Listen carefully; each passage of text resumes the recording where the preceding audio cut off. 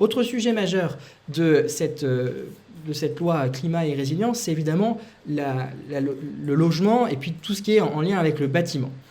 Par rapport au bâtiment, on se fixe un objectif extrêmement ambitieux de division par 2 du rythme d'artificialisation des sols. Qu'est-ce que c'est l'artificialisation des sols? C'est la transformation d'une terre qui est aujourd'hui dédiée à la nature ou dédiée à une activité agricole pour faire un terrain qui est dédié à une activité commerciale, industrielle ou à des logements. Et donc la France aujourd'hui consomme énormément de terre. Par exemple en Normandie, ces 10 dernières années, on a consommé 20 000 hectares, ce qui correspond à peu près à un terrain de foot sur lequel on a construit des bâtiments toutes les 4 heures. Quand on voit ce chiffre-là, on se dit c'est quand même extrêmement important.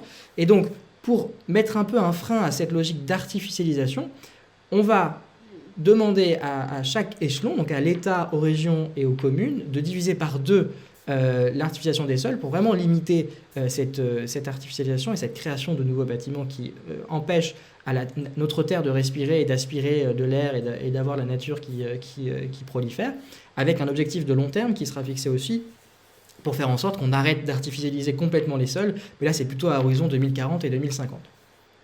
En lien avec cet objectif, on va interdire la création de nouvelles surfaces commerciales qui entraînent l'artificialisation des sols, et avec notamment une petite exception pour les bâtiments de moins de 10 000 m², mais uniquement dans les territoires où on n'a pas d'offres commerciales qui existent. Donc voilà, demain ce sera la fin des Ikea géants qui apparaissent dans nos territoires ruraux et sur lesquels il faut conduire pendant 20 minutes pour y aller et sur lesquels voilà, on peut certainement peut-être faire autrement aujourd'hui avec les technologies qui nous sont disponibles. Enfin, mesure essentielle, on va interdire dès 2028 la location de tous les logements qui seront considérés comme des passoires thermiques.